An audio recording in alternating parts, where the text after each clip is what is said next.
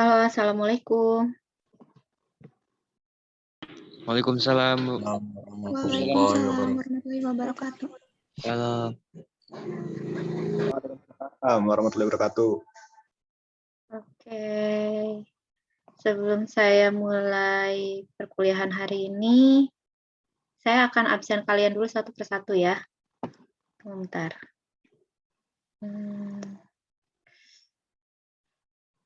Ini kelas A1 ya? Oke. Iya, Bu. Kita mulai dari Raihan Ahmad Maulana. Nggak ada? Hadir, Bu. Ada nggak? Ada, Bu. Ada, oke. Muhammad Khofid. Hadir, Bu. Oke. Febiana Fajrin. Hadir, Bu. Oke. Yohan Nur Azizah. Hadir, Bu. Endi Rahman Muhammad. Hadir, Bu. Oke. Raden Wildan Darmawan. Hadir, Bu. Oke. Restu Haryanto. Hadir, Bu. Ahrom Khairul Azam. Hadir, Bu. Egi Juansyah. Hadir, Bu. Oke. Faisal. Hadir, Bu. Elsa Islamiyanti. Hadir, Bu. Oke. Saiful Rohman. Hadir, Bu. Rifki Munawar Ridwan. Belum ada? Dian Kusdiana. Nggak ada? Dina Grisela. Dina Grisela ada nggak? Nggak ada? Oke, tuh. Tunggu selanjutnya. Maulan Zidan. Hadir, Bu. Zidan, oke. Muhammad Aska Nurul Adha. Nggak ada? Muhammad Satria Nurdin. Ada nggak? Nggak ada.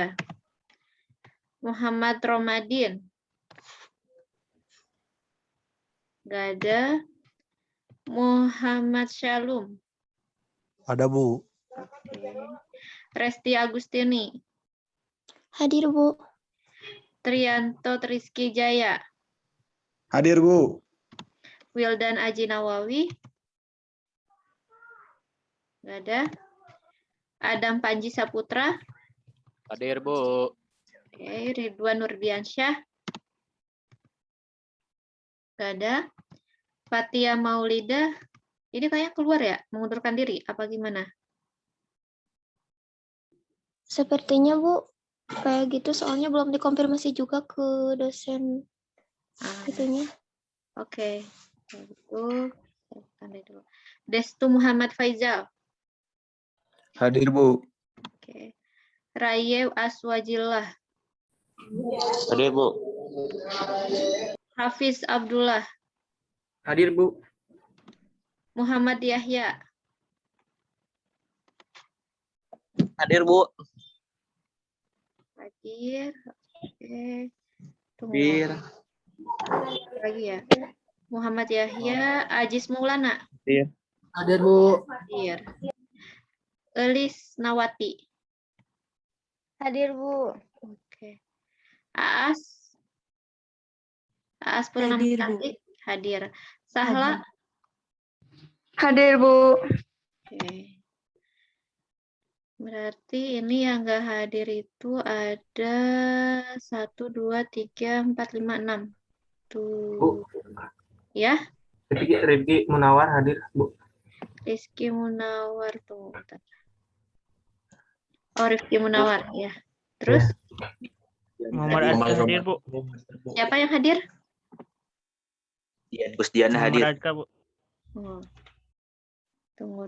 Muhammad Romadin, Bu. Hadir, Bu. Wildan Aji nggak ada. Ridwan? Muhammad Romadin? Hadir, Bu. Ya. Muhammad Satria Nurdin? Muhammad Aska? Hadir, Bu. Oh, berarti Muhammad Aska. Udah ya, berarti yang nggak hadir adalah Dian Kusdiana, Dina Grisela, Muhammad Satria Nurdin, Wildan hadir, Bu. Wildan. Oh, Bu. Wildan hadir. Ya, Wildan Aji. Wildan Aji udah. Ridwan Nurdiansyah? Nurdiansyah nggak ada ya? Ridwan Nurdiansyah, Muhammad Satria Nurdin, Dina Grisela, Dian Kusdiana. Itu yang nggak hadir ya? 1, 2, 3, 4. Ada 4 orang. Berarti 30 orang ya yang hadir hari ini. Oke, selanjutnya kita langsung masuk ke materi aja ya. Untuk Dian Kusdiana hadir. Tunggu saya lihat dulu. Dian Kusdiana. Oh, Dian Kusdiana hadir. Berarti ada 31 orang yang masuk. Ya. Untuk pertemuan hari ini kita akan membahas mengenai materi selanjutnya, yaitu tentang besaran skalar dan vektor. Bentar ya, saya share dulu. Kalau misalnya videonya nggak jelas, nggak kedengaran, silakan langsung kasih tahu saya ya. Atau slide-nya nggak kebaca. Iya, Bu. Tuh. Saya buka dulu.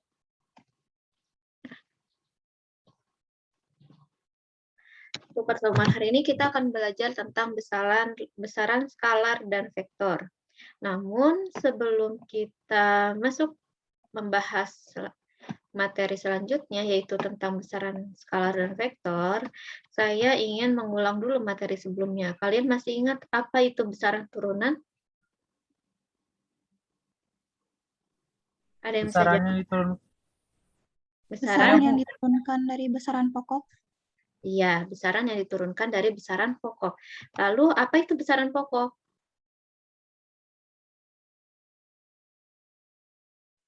Besaran pokok itu apa? Ada yang bisa jawab nggak? Besaran dasar bukan? Besaran dasar bisa juga, tapi lebih tepatnya besaran pokok itu merupakan besaran yang sudah ada tetapannya atau sudah ada standarisasinya gitu ya. Dan bukan berupa dari turunan atau hasil pengoperasian dari besaran lain. Jadi memang sudah ada besaran seperti itu. Nah, kemudian kita akan masuk membahas, kita ingat kembali nih, besaran fisika secara konseptual. Berarti pada pertemuan yang lalu kita sudah membahas tentang besaran fisika secara konseptual. Ya, dan untuk pertemuan sekarang kita akan membahas besaran fisika dari tinjauan matematis. Nah, minggu lalu saya sudah menjelaskan besaran fisika jika ditinjau secara konseptual terbagi menjadi dua, yaitu besaran pokok dan besaran turunan. Dan sedangkan jika kita tinjau secara matematis, besaran fisika itu terbagi menjadi besaran skalar dan besaran vektor. Besaran pokok itu sendiri merupakan besaran yang ditetapkan dengan suatu standar ukuran. Sedangkan besaran turunan, besaran yang dirumuskan dari besaran-besaran pokok. Nah, lalu apa itu besaran skalar dan besaran vektor? Nah, di sini disebutkan besaran skalar merupakan besaran yang hanya memiliki nilainya saja.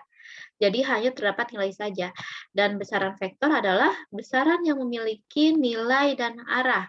Jadi, perbedaan antara besaran skalar dan vektor ini, kalian lihat di sini dari pengertiannya. Kalau untuk besaran vektor itu, dia ciri khasnya memiliki arahnya. Tidak hanya memiliki nilai saja, tapi dia memiliki arah. Nah, kita akan membahas lebih dalam lagi mengenai besaran skalar dan besaran vektor pada pertemuan hari ini.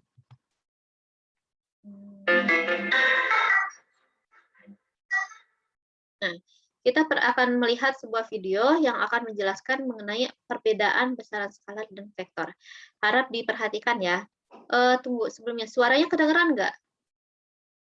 Kedengeran Bu, jelas. Kedengeran, Bu. Kedengeran, Bu. Kalau gitu kita mulai ya videonya. Let's say you lost midway through your journey while trying to find your friend's place. You show the address of your friend's house to someone passing by. What will you ask the person? Will you ask, can you tell me the distance to this place? Or will you ask, can you let me know the direction to this place? Apa yang tadi diceritakan di video ini? Ada yang bisa menceritakan? Cerita awalnya ini gimana? Tadi yang dijelaskan di video itu apa? Ayo, ada yang bisa jelaskan atau menceritakan? Tadi maksudnya apa yang diceritakan di sini? Di videonya. Ya, Bu, ingin mencoba, Bu. Ya, silahkan. Jadi ada seorang supir taksi mendapat seorang penumpang. Lalu si penumpang ini kayak disuruh milih gitu. Kayak ada pilihan. Can you tell me the distance to this place? Jaraknya gitu. Apa kau bisa memberitahuku jarak ke tempat ini? Atau apa kau bisa memberitahuku arah ke tempat ini? Itulah, Bu. Ya, kalau untuk pertanyaannya udah benar, Adam. Namun untuk garis besar ceritanya, tadi yang diceritakan sama video ini sebenarnya seperti ini. Misalkan ada seorang nih ingin pergi ke rumah temannya, namun di tengah jalan dia tersesat gitu, maksudnya dia lupa jalannya kemana ya. Nah, kemudian dia ingin tanya sama ada sebuah mobil yang lewat. Nah, dia pengen tanya ke si mobil yang lewat ini. Nah, terus kemudian si orang ini nanya ke supir yang di mobil ini, kamu bisa tunjukin nggak jarak ke rumah teman aku? Atau kamu bisa tunjukin nggak arah ke rumah teman aku? Nah, jadi ketika kita tersesat, pertanyaan yang benar itu yang mana? Apakah kita menanyakan jarak ke rumah teman kita atau arah ke rumah teman kita? Bagus, tadi Adam udah mencoba menjawab. Nanti yang lain juga coba pelajari ya. Nah, jadi kalau misalnya kalian tersesat nih, yang benar tuh pertanyaannya, can you tell me the distance to the place? Atau can you tell me the direction to this place? Yang mana yang benar jawabannya? Yang tanyain Direction atau Bu? Can you tell me direction? Pasti yang ditanyakan arahnya kan. Nah, lalu kenapa si video ini membuat pertanyaan seperti ini? Kita lihat selanjutnya ya. Cerita selanjutnya. Obviously, the latter one, right? Only knowing how far your friend's house is will not help you reach there. Of course, you do need to know how much distance to travel, but you also need to know in which direction you have to travel. Nah, jadi tadi di sini disebutkan, kalau misalnya pertanyaan yang benarnya itu kan kita harus bertanyakan arahnya kemana sih. Namun arah saja sebenarnya tidak cukup katanya tuh. Jadi kita bisa lebih jelas lagi arah ke rumah teman kita jika kita mengetahui jaraknya. Oh, jarak ke rumah teman kita itu sekitar 2 km lagi ke arah utara kah, selatan kah, timur kah, atau barat kah, seperti itu ya. So what we see here is that in order to describe a location, direction plays an important role. Usually with Nah, jadi katanya itu di sini dijelaskan kalau untuk menunjukkan lokasi dari suatu tempat itu, si arah ini memiliki peran yang sangat penting dalam menunjukkan titik suatu lokasi. Jadi distance saja tidak cukup, keterangan jarak saja tidak cukup. Kita memerlukan keterangan arah yang memiliki peran penting dalam menentukan titik suatu lokasi. Seperti itu. in order to describe a location, direction plays an important role. Usually we describe a quantity by just mentioning its magnitude, that is, its amount or its size. Nah, jadi kita biasanya kan kuantitas itu suatu besaran. Kuantitas itu suatu besaran. Jadi ketika kita menyatakan suatu besaran, biasanya kita hanya mendeskripsikannya dalam sebuah magnitud. Magnitud itu nilai, dalam suatu nilai saja, amount or size. Nah, tapi untuk besaran vektor ini kita membutuhkan arah gitu untuk menentukan titik suatu lokasi. Gitu. For example, the mass of an object is given by a numerical value. The size of an object, that is, its area or volume, can be described just by a number. Nah, jadi nih, biasanya ketika menentukan suatu besaran, misalnya ada sebuah bola nih, kita biasa mendeskripsikannya hanya dengan menggunakan nilainya saja. Misalnya, massa dari si bola ini berapa? Oh, 2 kg atau 1 kg. Hanya cukup seperti itu. Kemudian, untuk ukuran si bolanya, oh dia volumenya sekitar 2 meter kubik atau 2 liter. Kemudian luas areanya berapa, luas permukaannya, seperti itu. Ini dijelaskan seperti itu ya. Similarly, speed, distance, temperature, etc. are quantities which can be completely described just by a numerical value. Nah, jadi si suatu besaran ini, kuantitas atau besaran, ada beberapa besaran yang cukup dideskripsikan dengan hanya mendeskripsikan nilainya saja. Contohnya ada distance, distance itu jarak, ada speed, speed itu kelajuan, dan ada temperatur. Temperatur itu ya temperatur ya atau suhu. Kita cukup mendeskripsikannya dengan satu nilai saja. Misalnya distance itu jarak. Jarak yang ditempuh oleh si A adalah 10 km. Kemudian temperatur suhu tubuh dari misalnya Ridwan Nurdiansyah nih, suhu tubuhnya adalah 36 derajat Celcius. Kemudian kelajuan dari sepeda motor yang digunakan oleh Raden Wildan nih misalnya yaitu sebesar 5 km per jam. Seperti itu. Jadi kita hanya cukup mendeskripsikannya dengan nilainya saja, tidak usah arahnya. Gitu. Such quantities are called scalar quantities. Nah, besaran yang seperti yang dideskripsikan tadi, yang hanya memiliki nilainya saja, itu dinamakan besaran skalar atau scalar quantities. Seperti itu, ya. But sometimes, to completely describe a quantity, we need to specify its direction too, along with its magnitude.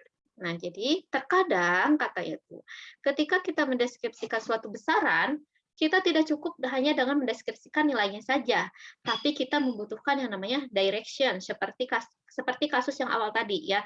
Ketika kita ingin mengetahui lokasi dari arah rumah teman kita tidak cukup memperoleh jaraknya saja, nilai jaraknya saja 2 km saja, tapi kita membutuhkan yang namanya direction atau arah. For example, let's say you want to throw a ball towards your friend. For this, you not only have to decide how hard you have to throw the ball, but also in which direction you have to throw it. Nah, sekarang di sini ada salah satu contohnya kenapa kita membutuhkan arah, keterangan arah juga, tidak hanya nilainya saja. Contoh dalam kasus ada 2 orang anak nih. Yang pertama adalah misalnya ini Ridwan. Kemudian yang perempuannya ini adalah tadi Elis ya. That is, Nah, how kemudian much food? si cowoknya ini mau ngelempar bola. Biar nyampe ke Elisnawati itu, si bolanya itu harus dilempar berapa cepat atau seberapa besar gaya yang harus kita berikan. Tapi kita tidak cukup mengetahui seberapa besar gaya yang diberikan saja. Kita harus melemparnya ke arah kanankah atau ke arah kiri untuk si bolanya ini bisa nyampe ke Elisnawati gitu. Ya, jadi kita di sini dari kasus ini kita tahu bahwa ada suatu besaran yang tidak hanya membutuhkan nilainya saja, tidak cukup dengan menentukan nilainya saja, tapi kita membutuhkan arahnya juga. Itu seperti itu. To apply and in which direction? Another example is wind. To describe the wind flowing at a place, we need to specify its speed and the direction in which it's flowing. Nah, contoh lainnya. Kalau misalnya di Indonesia sih jarang digunakan biasanya, tapi kalau di luar negeri, dia kan perubahan suhunya sangat ekstrim nih. Nah, maka dia harus biasanya membutuhkan keterangan-keterangan arah angin bergerak. Ketika angin bergerak, kita tidak hanya membutuhkan nilai kecepatannya saja atau kelajuan dari anginnya saja, tapi arah dari anginnya itu bergerak ke arah mana. Kita membutuhkan keterangannya. Gitu. The speed of an object along with the direction it's moving in is called its velocity. Nah, ada yang namanya kelajuan, ada yang namanya kecepatan. Di sini yang harus kalian pahami ya. Coba lihat di gambarnya. Di sini, ketika ada kata speed dalam bahasa Inggris ini, speed ini berarti kelajuan. Namun, ketika kita sudah mencantumkan kelajuan ditambah arah, direction, it becomes velocity, bukan menjadi kelajuan lagi, tapi dia berubah menjadi kecepatan. Velocity itu adalah kecepatan. Jadi, ketika kalian melihat suatu nilai, di situ tulisannya kelajuan atau speed, kelajuan atau speed ini yang perlu kalian ketahui, dia merupakan besaran skalar, seperti yang sudah dibahas tadi pada contoh sebelumnya. Dan kalian harus ingat, bedakan. Ketika kelajuan sudah diberi keterangan arah, atau misalnya 5 km ke arah utara, maka it becomes not speed, tapi dia berubah. It changes to be velocity. Jadi dia berubah menjadi velocity atau kecepatan, bukan merupakan kelajuan, gitu ya. So here we can say that the velocity of the wind at this place is 30 kilometers per hour in the northeast direction. Nah, jadi di sini lihat, kecepatan yang harus kalian tulis adalah kecepatan dari angin, yaitu 30 km per hour in the northeast direction. Jadi 30 km per jam dalam arah northeast, ya. Gitu. This means that the magnitude of the wind's velocity is 30 kilometers per hour and its direction is northeast. Nah, jadi besarannya adalah 30 km per jam dan arahnya adalah northeast, ya. Such quantities which are completely described by its magnitude and its direction are called vector quantities. Nah, jadi besaran-besaran yang seperti ini yang memiliki nilai dan arah itu dinamakan besaran vektor. In mathematics and physics, you will encounter many vector quantities like this. Some more examples of vector quantities are displacement, acceleration, momentum, and so on. Nah, di sini disebutkan, kalau misalnya contoh lain dari vektor quantities yaitu displacement, acceleration, and momentum. Bedakan displacement atau perpindahan dengan jarak. Nah, perpindahan dengan jarak itu berbeda dalam konteks sudut pandang fisika. Namun dalam konteks sudut pandang kehidupan sehari-hari itu sama mungkin, bisa jadi kalian menyebutkan sama. Namun dalam konteks sudut pandang fisika, displacement ini atau perpindahan ini dengan jarak ini berbeda, perpindahan dengan jarak itu. Nah, perpindahan merupakan jarak dari titik awal ke titik akhir kita tanpa memperdulikan lintasannya. Jadi kita nggak peduli lintasannya mau bagaimana, mau bentuknya lingkaran, mau bentuknya persegi, mau berkelok-kelokkah, Yang penting kita hanya mengukur titik A ke titik B, titik awal ke titik akhir, itu namanya perpindahan. Sedangkan kalau jarak, kita akan menghitung lintasan yang kita tempuh. Jadi bergantung, kalau misalnya jaraknya, misalnya lintasannya berbentuk lingkaran dengan berbentuk persegi, bisa jadi jarak yang ditempuh oleh si A dan B itu berbeda, gitu ya. Jadi harap kalian pahami apa yang membedakan antara jarak dengan perpindahan.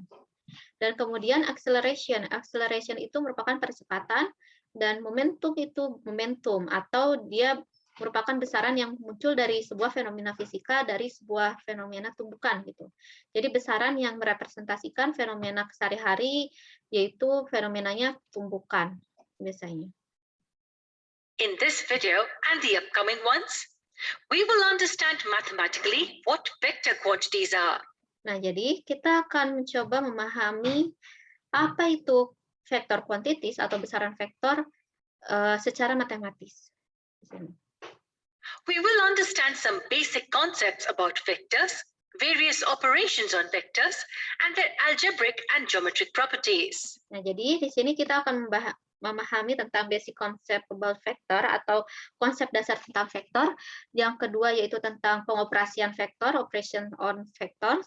Dan yang ketiga yaitu algebra dan geometri, sifat algebra dan geometrik dari vektor atau algebraic and geometric properties of vector. Gitu. So let's get started. Mathematically, a quantity that has magnitude as well as direction is called a vector. Let's consider one abstract example of it. Tell me, is a line segment a vector? Nah, jadi gini. Secara matematis, yang disebut dengan vektor itu adalah besaran yang memiliki nilai dan arah. Lalu kita memiliki sebuah gambar dari titik A ke titik B. Apakah line segment atau garis dari titik A ke titik B ini berupa vektor? Ada yang bisa jawab? Vektor bukan ini. Menurut kalian ini vektor bukan?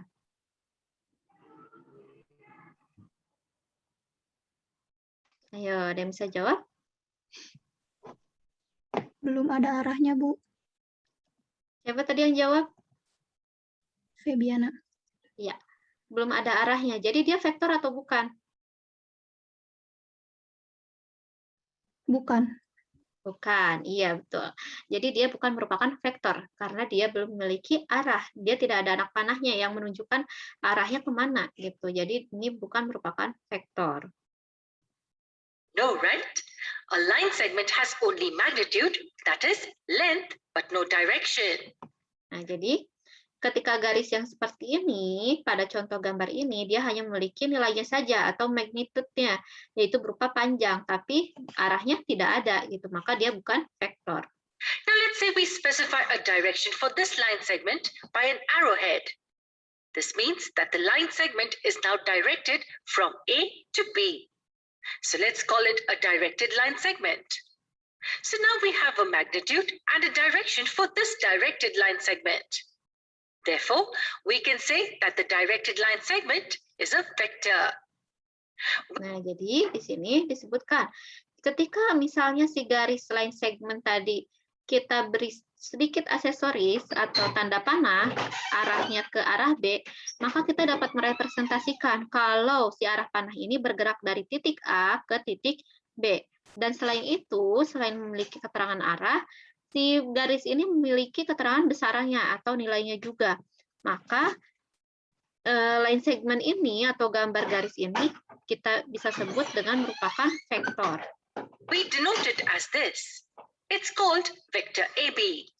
Nah, dan kita menulisnya dengan cara yang harus kalian ingat ya, cara penulisan vektor. Jangan sampai salah ketika ujian. Ketika ujian banyak yang sering salah nih. Penulisan vektor. Salahnya kenapa? Penulisan vektor yang benar adalah dengan adanya tanda panah. Nih, ada arah tanda panah. Misalnya, di sini kita bisa lihat nih, dari garis segmen ini bergerak dari titik A ke titik B. Dan dari mana kita tahunya? Dari arah panahnya. Maka cara penulisan vektornya adalah AB, karena bergerak dari titik A ke titik B ya, AB diberi tanda panah atasnya. Nah, ini bisa disebut sebagai vektor AB. Namun, kebanyakan yang perlu kalian ketahui, selain dengan menggunakan tanda panah ini, biasanya dalam buku-buku panduan ya atau buku diktat kuliah, ada beberapa yang cara penulisannya bukan dengan menggunakan tanda panah ini, namun dengan cara diberi di bold gitu, di bold atau ditebalkan hurufnya. Jadi AB-nya itu ditebalkan. Kalau dalam komputer kan mudah. Namun ketika kalian tulis tangan itu kan akan sulit ketika membedakan tulisan yang biasa dengan yang ditebalkan. Maka cara penulisan vektornya yaitu dengan cara diberi tanda anak panah. The arrow above the letters tells us that they represent a vector. The point A from where the vector AB starts is called its initial point, and the point B where it ends is called its terminal point. Nah, jadi titik poin A ini merupakan initial point atau titik awalnya. Dan kemudian titik B ini adalah terminal point atau titik akhirnya ya. The distance between the initial and the terminal points of a vector is called the magnitude or the length of the vector. Nah, jadi jarak antara A dengan B, ini kalian harus benar-benar paham ya, karena ketika kalian tidak paham, kalian akan sulit untuk mengerjakan soal vektor yang berikutnya gitu. Ketika kalian harus pahami secara fisiknya juga gitu ya, supaya bisa menentukan perhitungannya nanti. Ketika kalian melihat, berarti bergerak dari A ke titik B. Jarak dari titik A ke titik B itu merupakan nilai dari panjangnya. Atau dalam istilah vektor, ini merupakan besar vektornya. Besar vektornya itu adalah jarak dari titik A ke titik B. It's denoted as this, and the arrowhead indicates the direction of the vector. Nah, jadi ditulis cara penulisan besar vektor atau jarak dari titik A ke titik B itu, cara penulisannya itu dengan memberikan tanda mutlak seperti ini. Nah, jadi ketika kalian menuliskan AB dengan tanda panah seperti biasa seperti ini, dengan penulisan AB diberi tanda panah dan tanda mutlak, itu secara konseptual berbeda. Namanya juga berbeda. Kalau misalnya penulisan AB dengan tanda panah saja seperti ini, maka ini merupakan vektor AB. Sedangkan ketika ada penulisan seperti ini, AB diberi tanda panah dengan ada tanda mutlak, itu berarti merupakan besaran vektor, besar vektornya, atau jarak dari titik A ke titik B-nya. We know that for a line segment, we can show the direction in two ways. So here, instead of this, if we draw an arrowhead like this, then we can say that the line segment is directed for B to A. And thus, we get another vector BA, whose initial point is B and the terminal point is A. It has the same magnitude as vector AB, but is directed in the opposite direction. Nah, jadi gini, dalam vektor, tanda panah itu sangat berpengaruh, karena dia akan memberi, meskipun besarnya sama, kita lihat di sini. Ini garisnya sama ya, garisnya bukan arahnya, besarnya sama, jarak antara titik A dengan titik B-nya sama. Namun yang membedakan apa? Coba lihat ini yang berwarna merah, tanda panahnya berbeda. Kalau yang gambar sebelah kiri, ini arahnya itu dari titik A ke titik B. Kalau yang sebelah kanan, ini arahnya dari titik B ke titik A. Nah, berarti penulisannya berbeda. Kalau yang sebelah kiri penulisannya AB, kalau yang kanan ini penulisannya BA, karena bergerak dari titik B ke titik A. Maka initial point dan terminal pointnya pun akan berubah gitu. Initial pointnya itu adalah titik B untuk yang gambar kanan ini ya, dan terminal pointnya itu adalah di titik A. Nah, coba lihat. Berarti dia bergerak dari titik B ke titik A. Ya, meskipun besarannya sama, lihat di sini BA mutlak sama dengan AB mutlak, besarnya sama artinya.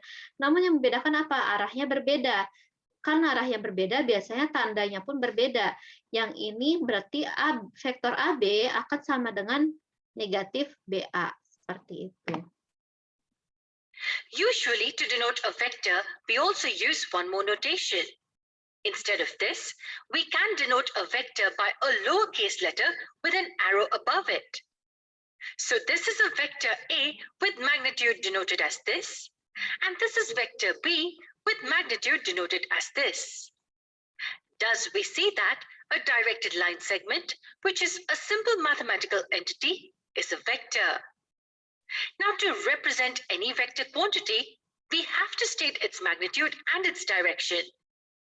Hence, to represent it geometrically, we usually use a directed line segment. For example, let's say that we have to represent the velocity of a car at these two places. Then we represent it like this by vectors v1 and v2. Now, we know that the length of the line segment represents the magnitude of the vector. Nah, di sini kalian harus lihat. Ada dua buah mobil ya di sini disebutkan. Mobil pertama dan mobil kedua. Di mana mobil pertama itu digambarkan atau direpresentasikan dengan vektor V1. V itu kan kecepatan, maka kecepatan itu besaran vektor. Dia disebutkan velocity sama dengan 40 km per hour ke arah timur. Nah, berarti kita harus menggambarkan vektornya 40 km, tanda panahnya ke arah timur, dan yang mobil kedua yaitu 80 km per hour ke arah utara. Di sini yang harus kalian perhatikan adalah, lihat, kecepatan kedua dengan kecepatan pertama itu berbeda. Kecepatan kedua itu lebih besar daripada kecepatan pertama. Maka ketika kalian menggambarkan vektornya atau panahnya harus berbeda sesuai keterangannya. Karena kecepatan kedua lebih besar, maka arah panjang panahnya, bukan arahnya ya, panjang panahnya itu harus lebih panjang daripada pada kecepatan pertama gitu. Dan arahnya pun, arah si panahnya itu harus disesuaikan dengan arah gerak si mobilnya. So, as the speed here is twice than that here, we represent the length of this vector as twice the length than it's here. Thus, we see that if we have a vector quantity d, we can represent it by a directed line segment. That is, an arrow like this. Its length represents the magnitude of the vector, and the arrowhead its direction. Nah, di sini diingatkan lagi ya, jadi kalau panjang dari si panah vektornya ini merupakan nilainya itu jadi nilai kecepatan tadi, dan sedangkan arah panahnya itu menunjukkan arah pergerakan si mobilnya. So in this video, we saw what vectors are and how to represent them. To keep learning such interesting things, do subscribe to our channel. Ada yang bertanyakan sampai sini? Ada yang bertanyakan dulu nggak? Nggak ada? Ini masih pada hadir nggak? Hadir, Bu. Hadir, Bu. Ada yang bertanyakan nggak? Alhamdulillah, Bu. Atau udah Hadir, paham? Bu. Ada yang bertanyakan nggak atau udah pada paham?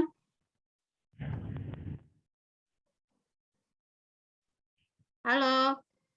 Ada yang bertanyakan nggak? Bu, izin bertanya, Bu. Iya, silahkan.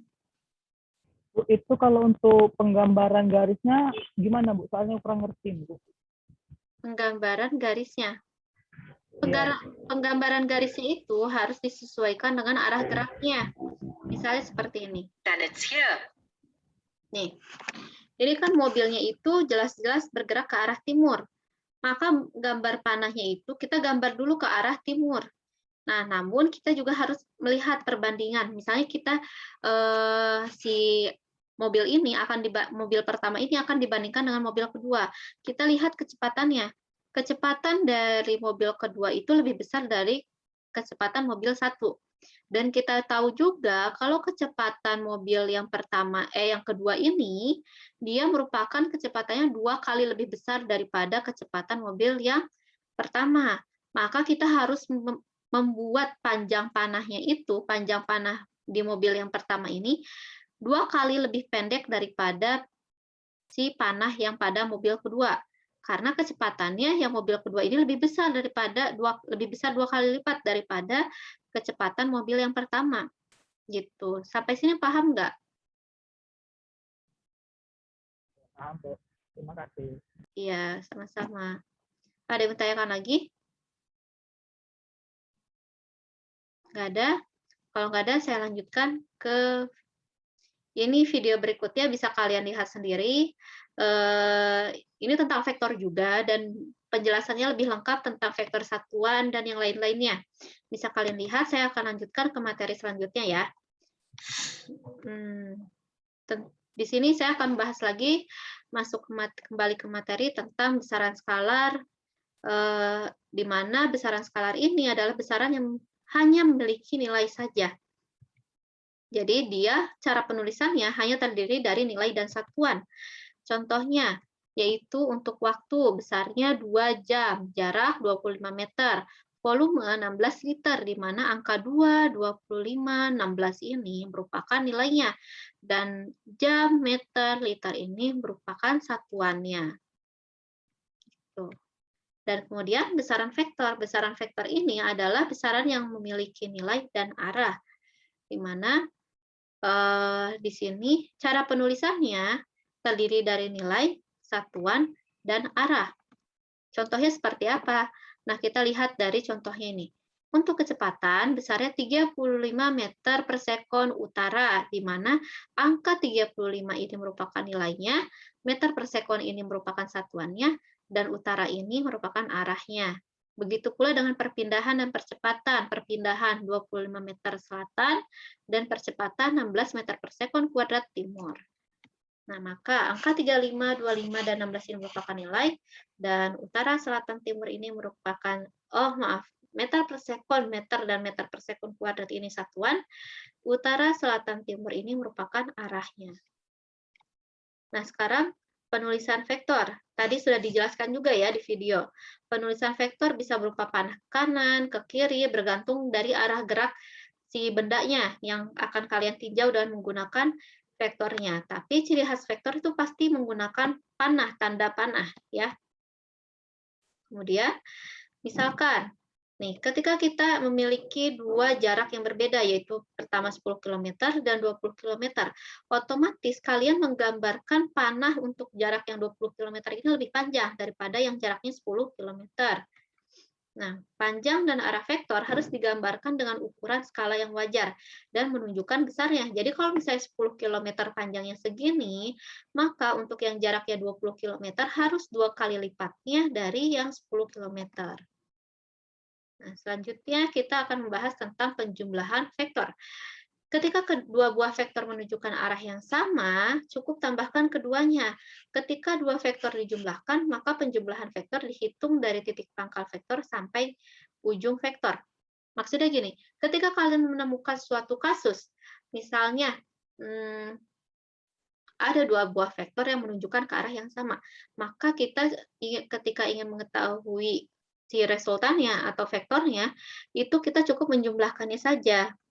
Misalnya nih, ada vektor A dan vektor B, maka penjumlahan vektornya kita tinggal jumlahkan dari titik pangkal awal vektor sampai ujung akhir vektornya. Sekarang kita latihan. Fardan berjalan sejauh 20 meter ke arah timur. Lalu Fardan berjalan lagi sejauh 30 meter ke arah timur. Hitung perpindahan Fardan dari titik awal dia berada. Berapa perpindahan dari si Fardan ini? 50 meter. 50 meter. 50 meter. 50 meter? Ke arah timur. Iya, betul, Resto. 50 meter ke arah timur. Jadi, karena kita sedang membahas tentang perpindahan, di mana perpindahan ini merupakan besaran vektor, maka kita tidak cukup hanya menyebutkan 50 meter saja, tapi harus menambahkan ke arah timur. Itu yang harus kalian perhatikan, ya. Jadi nanti ketika kalian ujian, kalau misalnya kalian hanya menuliskan, ditanya perpindahan nih, sedangkan perpindahan ini merupakan besaran vektor, dan kalian harus hanya menuliskan jawabannya 50 meter saja, maka jawabannya auto salah. Ya, nggak bisa dibenarkan, itu pasti salah, karena untuk vektor itu harus ada arahnya, ditambahkan keterangan arah ke arah timur, seperti itu. Nah, di sini ketika dua vektor saling tegak lurus, tadi kan kalau contoh yang tadi sejajar nih, maju 20 meter ke arah timur, kemudian maju lagi 30 meter ke arah timur. Nah, namun untuk kasus selanjutnya, gimana kalau misalnya dia bergerak 20 meter ke arah timur, kemudian 30 meter ke arah utara, atau jadi si lintasan yang terbentuknya berbentuk tegak lurus atau perpendikular. Nah, maka kita bisa menggunakan yang namanya teori Pitagoras. untuk menentukan jumlah vektor dari kasus yang lintasannya tegak lurus. Apa itu teori Pitagoras? Pertanyaannya. Ada yang masih ingat? Apa itu teori Pitagoras? Ada yang masih ingat nggak? Ada yang bisa jawab? Apa itu teori Pitagoras? Menghitung itu, Bu, panjang miring dari segitiga. Ya, caranya gimana? Apa ya? Sisi miring sama dengan Sisi miring sama dengan A kuadrat ditambah B kuadrat Sama dengan C kuadrat. sama ya, Sama dengan C kuadrat. ya A kuadrat tambah B kuadrat sama dengan C kuadrat. Berarti kalian masih ingat ya. Nah, sekarang contohnya seperti ini. Andika berpergian menggunakan motor sejauh 120 km ke arah timur. Kemudian lalu dia bergerak lagi 160 km ke arah utara. Hitung perpindahan Andika dari posisi semula. Mengapa saya selalu menekankan kata perpindahan? Di sini banyak yang selalu salah atau terkecoh. Jadi kalian harus dalam sudut pandang fisika harus membedakan apa itu perpindahan dan jarak ya. Saya ingin menekankan sekali lagi. Kalau perpindahan, kalian cukup menghitung jarak dari titik awal start ke titik finishnya, yaitu ada di ujung sini.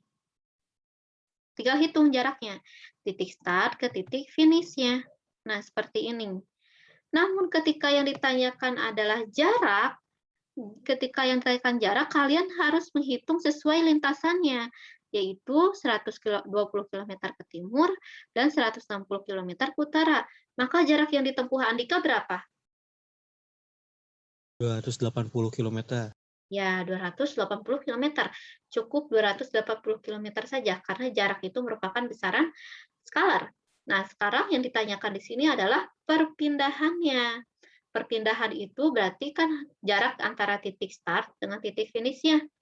Nah, ketika kalian melihat lintasan seperti ini, maka kalian bisa menggunakan teorema Pitagoras, di mana C kuadrat sama dengan A kuadrat tambah B kuadrat. Maka C sama dengan akar A kuadrat tambah B kuadrat.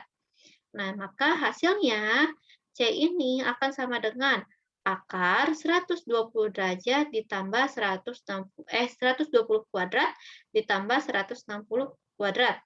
Maka C-nya ini akan sama dengan 200 km. Seperti itu. Ya. Namun, apakah cukup kita dengan menuliskan 200 km saja? Cukup tidak jawabannya? Membutuhkan arah. Tidak. Iya, tidak cukup. Masih membutuhkan arah. Nah, lalu bagaimana dengan arahnya di sini? Nah, untuk menentukan arahnya, kita bisa membandingkannya dengan arah mata angin. Nah, jadi arah mata angin, kalau arahnya ke sini, berarti sama dengan yang ini ya, northeast. Sama dengan northeast atau tenggara. Nah, maka kita bisa menuliskan kalau misalnya arah Andika bepergian ini yaitu 200 km ke arah tenggara. Namun kita tidak cukup hanya menuliskan timur laut ya, maaf salah, northeast itu bukan tenggara. Tidak cukup hanya menuliskan arah timur laut, tidak cukup.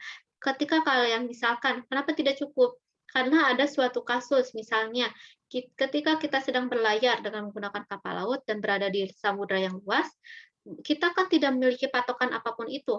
Yang ada hanya lautan dan langit. Dan kita hanya dapat menentukan dengan kompas. Nah, ketika kita setelah tahu ke arah timur laut, arah geraknya, kita harus tahu nilai derajatnya berapa. Gitu.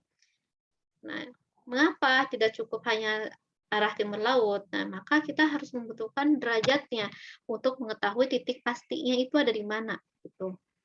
Nah, di sini disebutkan tidak cukup hanya menuliskan arah timur laut. Kita membutuhkan angka numerik yang dapat menunjukkan secara spesifik arahnya. Kalian masih ingat cara menentukan sin alfa, cos alfa, tangen alfa, di mana alfanya ini merupakan sudut pada segitiga. Masih ingat? Masih ingat nggak? Sin Masih. alfa sama dengan depan dibagi miring, sama dengan A dibagi C. Cos alfa sama dengan samping bagi miring, sama dengan B per C. Tangan alfa sama dengan depan per samping, sama dengan A per B. Pelajari lagi ya, ingat-ingat lagi. Nah, masih ingat? Nah, maka di sini, karena ketiga sisinya sudah diketahui besarnya, maka kita bisa bebas bisa menggunakan sin alfa, cos alfa, atau tangan alfa, bebas. Namun dalam jawaban ini saya mencoba memilih dengan menggunakan tangan alfa. Di mana untuk mencari tahu sudutnya, si A ini, untuk mencari tahu sudutnya, si A ini nih, sudutnya ini ya, A ini jaraknya, kan tadi lintasannya ini ya, kita pengen tahu si sudutnya berapa, arah sudut ke timur lautnya.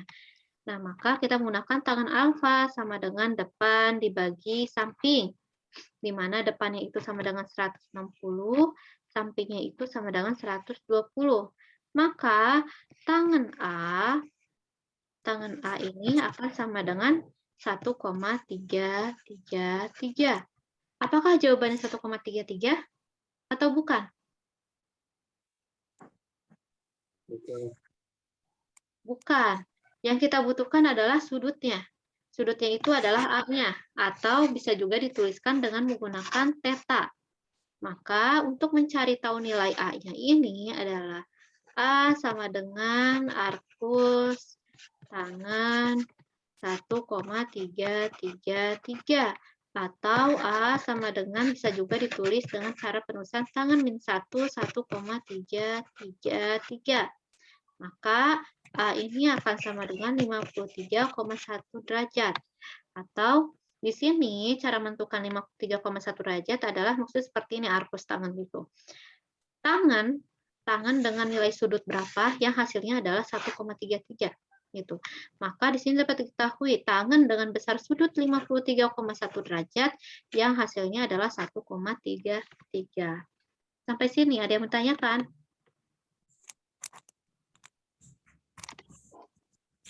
Silakan, ada yang bertanyakan?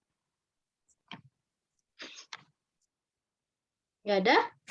Nggak ada yang bertanyakan? Kalau nggak ada yang bertanyakan, saya lanjut ya. Siapa yang mau nanya? Ulangi, Bu. Siapa yang mau tanya? Nggak ada. Kalau nggak ada, saya lanjut ya. Kita lanjut. Jadi jawaban lengkapnya adalah 200 km, 53,1 derajat ke arah timur laut. Ya. Selanjutnya. Tadi kan penjumlahan, sekarang kita akan mempelajari tentang pengurangan vektor.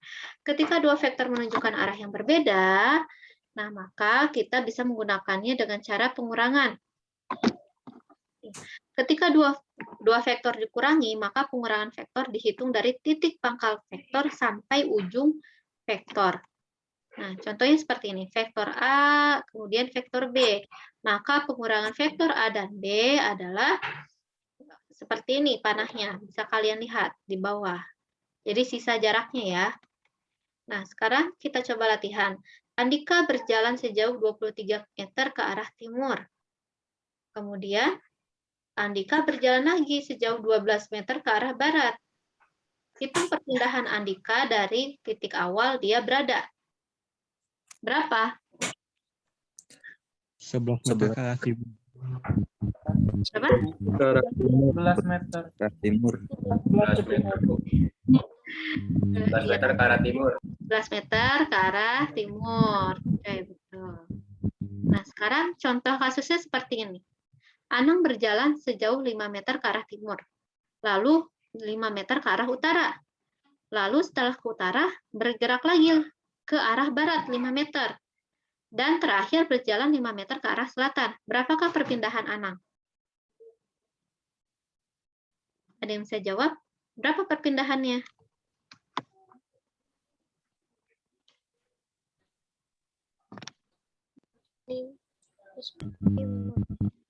Hmm?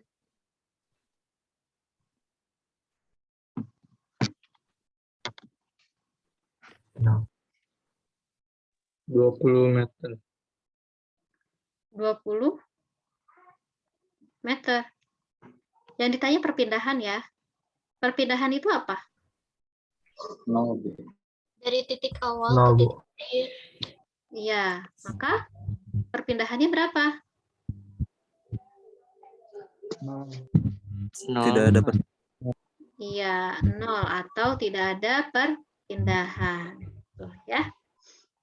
Nah, sekarang ada yang namanya metode grafis dalam proses pengoperasian matematika. Ketika kita menemukan lintasan yang seperti ini, bentuk segitiga seperti ini, maka kita tinggal mensejajarkan titik pangkal vektor dengan titik ujung vektor, dan kemudian menggambar resultan dari pangkal vektor pertama ke titik ujung vektor yang terakhir. Kemudian, nah, berlaku juga seperti kasus seperti ini ya. Ketika lintasannya berkelok-kelok, maka kalian tinggal menghubungkan titik awal dengan titik akhir, tarik garis lurusnya ya. Nah, selanjutnya adalah metode jajar genjang. Penjumlahan vektor dengan metode jajar genjang dihitung menggunakan penggambaran jajar genjang. Contoh, ketika kita memiliki dua buah vektor A dan B seperti ini, kita ingin mengetahui penjumlahannya. Maka kita bisa membentuknya menyerupai jajar genjang. B-nya ke atas, A-nya ke kanan. Dan kita bikin jajar genjang seperti ini. Maka yang garis diagonalnya ini merupakan resultannya atau penjumlahannya. Di mana resultannya ini merupakan penjumlahan dari vektor A dan vektor B. A plus B. Untuk mengetahui besar dari si R-nya, tadi kan kita udah tahu nih vektornya, vektor A dan B. A plus B. Tapi besarnya berapa? Panjang vektor resultannya berapa? Maka kita bisa menggunakan persamaan ini. Akar A kuadrat tambah B kuadrat tambah 2AB cos theta. Nah, ini untuk penjumlahan. Dan persamaan ini juga berlaku untuk penjumlahan ya. A plus B. Namun jika yang terjadi adalah pengurangan, bukan penjumlahan, maka persamaannya menjadi akar A kuadrat tambah B kuadrat minus 2AB cos theta. Seperti itu. Dan selanjutnya adalah metode segitiga. Sebenarnya cara perhitungannya sama aja, mau pakai metode segitiga atau metode jajar genjang. Tapi yang membedakan hanya bentuk geometriknya saja gitu. Jadi kalau misalnya metode segitiga, si kedua vektor yang sama ini dibentuk menjadi bentuk segitiga. Dan perhitungan besar vektornya sama aja, akar A kuadrat tambah B kuadrat tambah 2AB cos theta.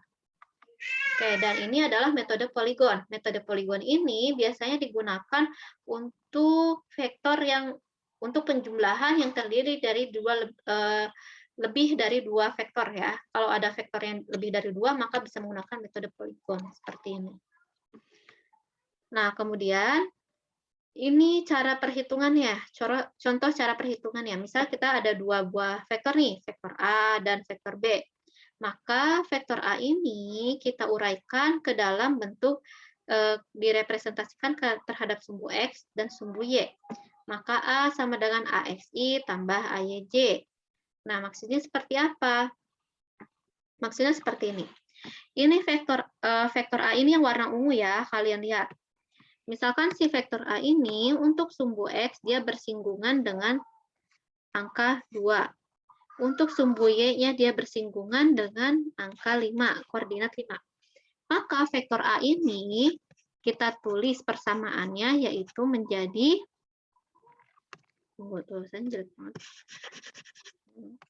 maka tulisannya menjadi A, vektor A pakai tanda panah ya, jangan lupa.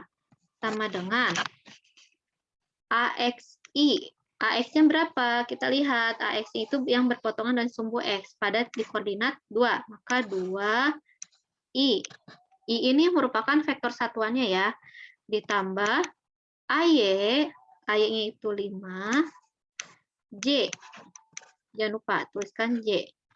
Maka vektor A sama dengan 2I tambah 5J seperti ini, di mana AX-nya, nih AX yang ini sama dengan vektor A, besar vektor A-nya ya, ini besar vektor A, dikalikan cos theta. Sedangkan AY-nya ini, komponen Y-nya ini sama dengan besar vektor A dikalikan sin theta. Nah, kemudian, jika BX-nya misalnya ini bersinggungan dengan angka 5, kemudian BY-nya bersinggungan dengan angka 2. maka persamaan vektor B-nya menjadi bagaimana? B sama dengan, ada yang bisa jawab? BX-nya berapa? 5, Bu. Ya, 5 I ditambah 2 J. Seperti itu. Ya. 5I ditambah 2J. Maka BX-nya ini, si BX-nya ini akan sama dengan B cos theta, BY sama dengan B cos sin theta. Sama kayak yang A ya. Ini untuk menentukan BX-B-nya. Ya. Maka besar vektornya untuk vektor resultannya ya, dari kedua buah vektor A dan vektor B ini sama dengan Rx, komponen X-nya, sama dengan AX tambah BX. Dijumlahkan komponen X-nya dari kedua vektor. Untuk RY-nya, bisa juga penjumlahan dari kedua komponen Y-nya, AY tambah BY. Kemudian, untuk besar vektor R-nya sama dengan A plus B, atau sama dengan, untuk mencari besar ya, sama dengan Rx kuadrat tambah Ry kuadrat. Rx Ry-nya diperoleh dari persamaan yang ini sebelumnya. Kemudian diakarkan. Ketika kita sudah memperoleh nilai dari resultannya, atau besar dari resultannya, maka kita membutuhkan yang namanya arah.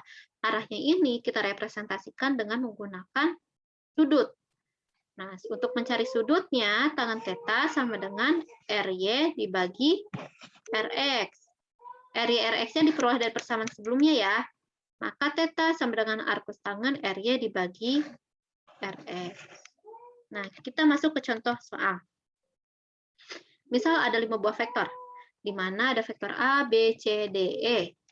Kita lihat, ada vektor A, B, C, D, E, di mana besaran yang diketahui yaitu besar vektornya, yaitu besar vektor A adalah 19, besar vektor B 15, dan selanjutnya, dan juga arahnya yang diketahui. Nah, arah vektor A adalah 0 derajat, untuk vektor B 45 derajat, dan seterusnya. Maka, berapakah besar resultannya dari kelima vektor ini? Dan arah vektor resultannya berapa? Untuk mencari tahu besarnya, di sini kita lihat, coba perhatikan lagi ya. Untuk mencari tahu besar vektornya, maka kita harus menggunakan persamaan ini. Rx kuadrat tambah Ry kuadrat, di mana kita harus menjumlahkan kedua komponennya. Rs kuadrat tambah Ry kuadrat. Untuk mendapatkan resultannya, kita harus mengetahui Rx, Ry. Rx, Ry-nya diperoleh dari mana sih? Rx, Ry diperoleh dari penjumlahan si vektor-vektornya. Rx merupakan penjumlahan komponen X dari tiap vektor, Ry diperoleh dari penjumlahan komponen Y dari setiap vektornya. Nah, maka untuk mencari besar vektor, kita harus mencari komponen X dan komponen Y dari setiap vektornya. Gimana caranya? Nah, kita ingat persamaan yang ini. Tadi yang sudah saya jelaskan. Kita uraikan satu-satu per tiap vektornya. Untuk vektor A, nah, untuk vektor A, besar yang memiliki besarnya 19, arahnya 0, maka komponen X-nya 19. Dari mana kita bisa tahu komponen X si vektor A ini adalah 19? Dari mana coba? Dari besarnya, Bu. Gimana caranya? Yang diketahui adalah besar dan arah. Bagaimana kita mencari tahu kalau si komponen X dari vektor A atau AX-nya ya, berarti AX-nya itu sama dengan 19. Soalnya nggak punya arah, Bu. Nggak punya arah, maksudnya? Kalau misalnya nggak punya arah, sekarang misalnya yang vektor B, besarnya 15, arahnya 45 derajat.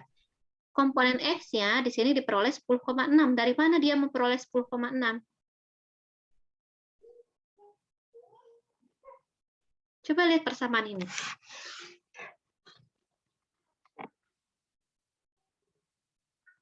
Lihat, untuk mendapatkan komponen X dari vektor B, maka lambangnya apa komponen X dari vektor B ini?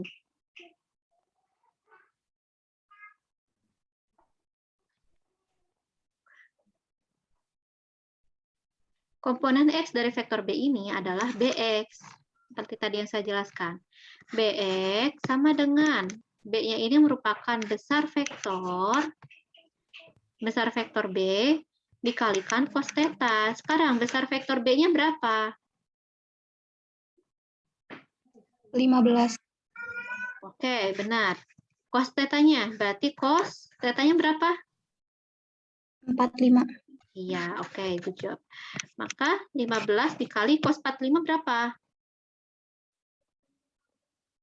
Setengah akar 2. Setengah akar 2, betul. Maka tinggal dikalikan, maka hasilnya adalah 10,6. Sekarang untuk mencari komponen Y-nya gimana dari vektor B?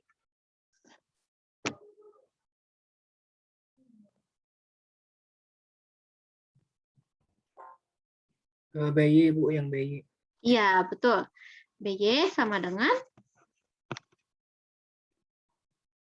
B dikali sin theta. iya, besar vektor B dikali sin theta. Berarti berapa besar vektor B-nya? 15. 15. Sin theta-nya adalah sin 45 derajat.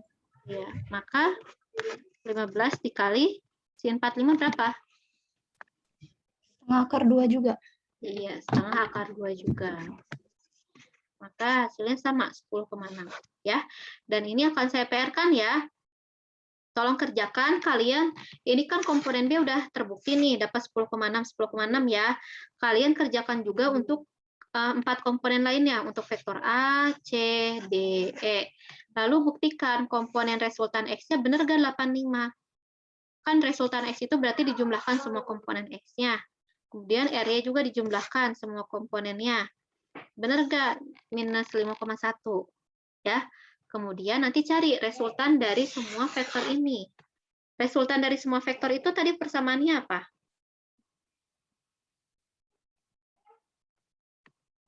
Tadi, besar resultan dari semua vektor sama dengan akar Rx kuadrat ditambah R Y. Y kuadrat. Kemudian setelah mendapatkan nilainya, kalian cari juga arahnya. Theta sama dengan arcus tangen R. R apa? R-nya atau Rx?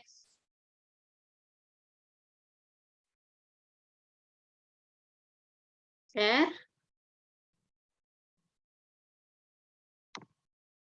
Pada perhatikan nggak nih? R. RY dibagi Rx. Coba dikerjakan sampai sini ya. Memperoleh nilai resultannya sampai arahnya. Ya, sampai sini ada yang bertanyakan dulu.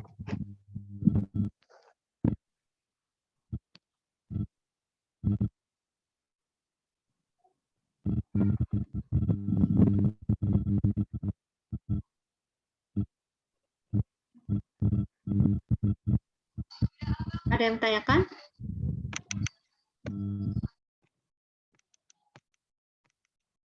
Ada yang bertanyakan dulu nggak?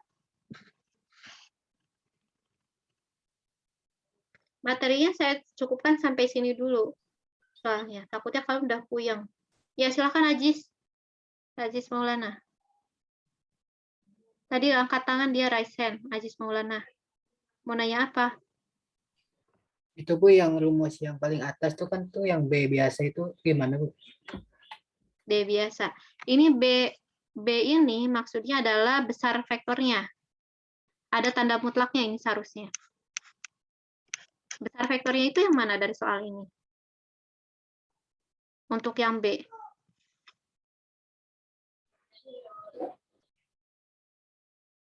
Besar vektor yang B itu berapa? Besar vektor B berapa? 15, Bu. Iya, 15. Di sini bisa dilihat dari soalnya. Ya, ada yang bertanyakan lagi?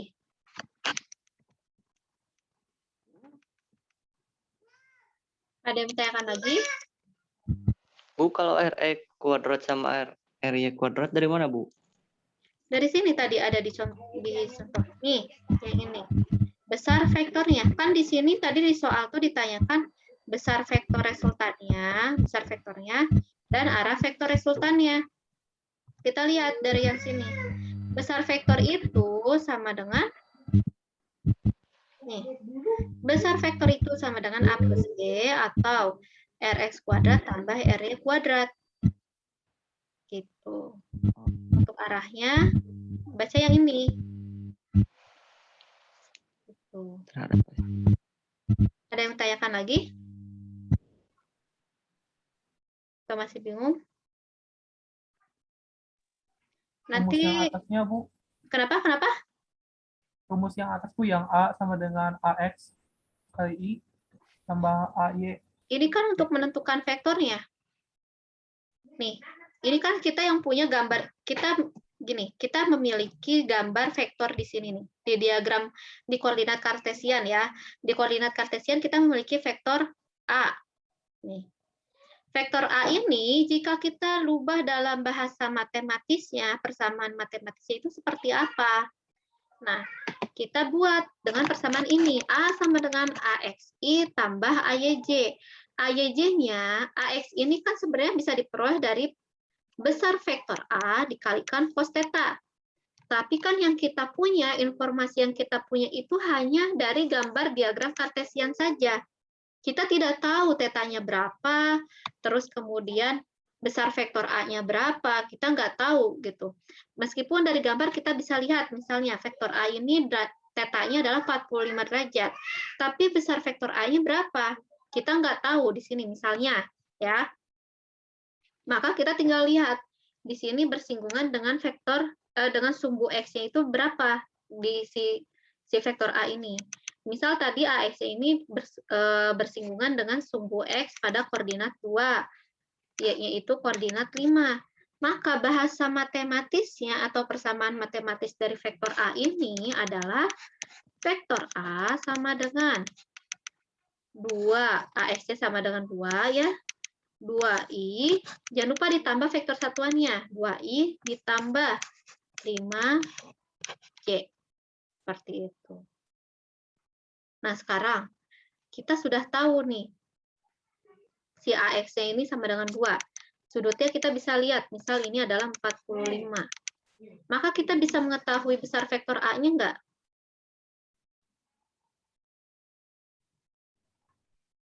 Bisa atau tidak? Bisa, Bu. Bisa, gitu. Jadi kita udah punya persamaan banyak nih di vektor. Kita harus bisa pandai-pandai menganalisis.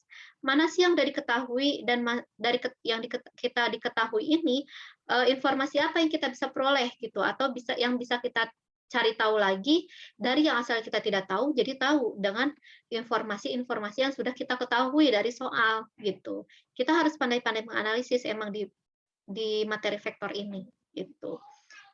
Ada yang bertanyakan lagi? Nah, kalau tadi disoalkan yang udah diketahuinya itu besar vektornya dan sudutnya. Maka kita bisa mencari AX dan AY-nya untuk memperoleh persamaan matematis ini. Gitu. Tapi yang di sini yang ditanyakan kan adalah besar vektor resultannya. Kita tahu dari persamaan ini, untuk mengetahui besar vektor resultannya, maka kita bisa menggunakan persamaan ini, Rx kuadrat tambah Ry kuadrat, diakarkan. Di mana Rx yang ini kita peroleh dari mana? Kita lihat di persamaan sebelumnya. Dengan cara menjumlahkan semua komponen X dari semua vektornya. Dan Ry-nya ini kita peroleh dari penjumlahan semua komponen Y dari vektornya. Gitu. Dari semua vektornya. Gitu. Sampai sini, ada yang mau tanyakan? Ada yang masih bingung atau mau tanyakan? Emang memusingkan sih kalau misalnya mempelajari vektor ini. Saya juga awalnya puyeng banget gitu. Dan masih agak bingung gitu. Tapi kalau lama-kelamaan dicoba, kenapa saya mencoba menugaskan kalian untuk mengerjakan soal ini supaya kalian bisa paham gitu.